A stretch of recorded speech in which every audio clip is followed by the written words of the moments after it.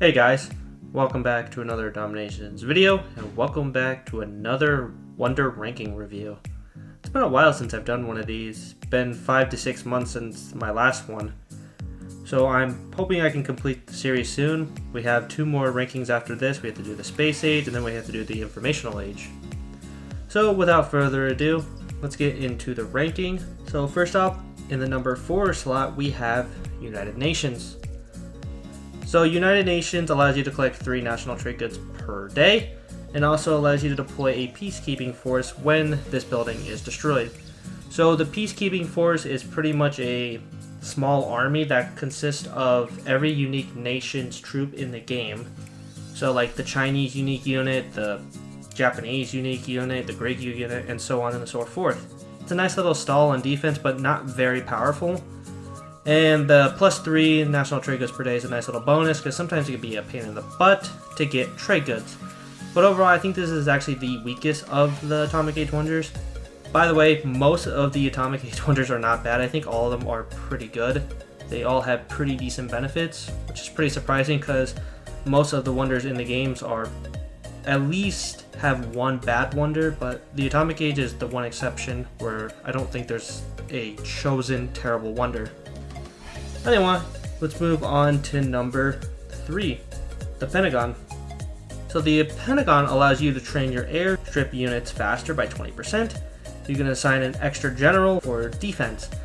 So the defensive side of the Pentagon is pretty good. So technically you can have 4 generals on defense, but it could be countered with sabotage or the blitzkrieg. And it could actually make it so the general does not spawn out. For some reason, it doesn't act like a castle, where even if you destroy the castle, they still spawn out and with 70% of their health. But with the Pentagon, that does not happen. If you sabotage and kill the Pentagon, no generals or anything will spawn out. So you kind of have to put it strategically in a nice place so you can get that general to spawn. But that's kind of hard since the Pentagon is a really big wonder. Like with most wonders, they're gigantic and they're hard to place in defensive spots. So that is why I think it's deserving of the number 3 slot. Moving on to the number 2 slot. Now, I think the next 2 can be intertwined with each other, but this is honestly my preference. It is going to be the Space Needle.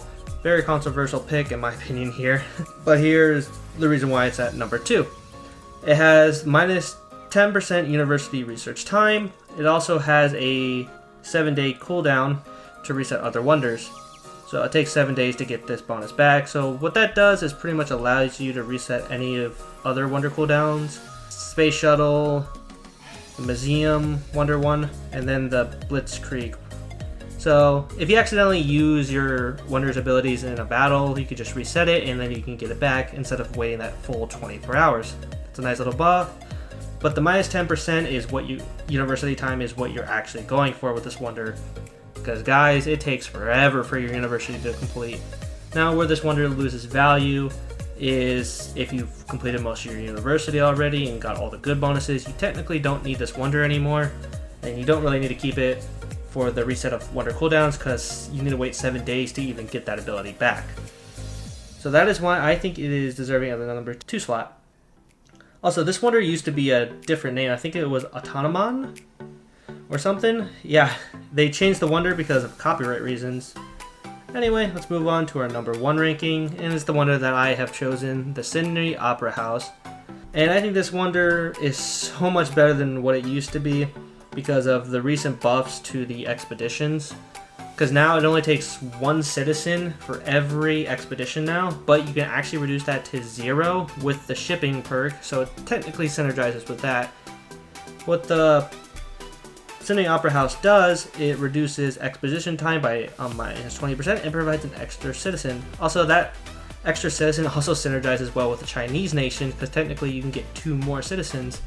Overall, this wonder is super good. And with a lot of the economic wonders in the game, this is probably one of the best ones because the dock is so important for getting supplies. It's the main way to get supplies for your museum. And the faster you can upgrade the museum, the more effective you are in World War and multiplayer battles. So that is why I think it is deserving of the number 1 slot. Also, with the additional citizen, you could just complete buildings and researches faster. So let me know what you guys think of my ranking. To be honest, guys, you could intertwine Space Needle and Sydney Opera House. I think both of them are super amazing.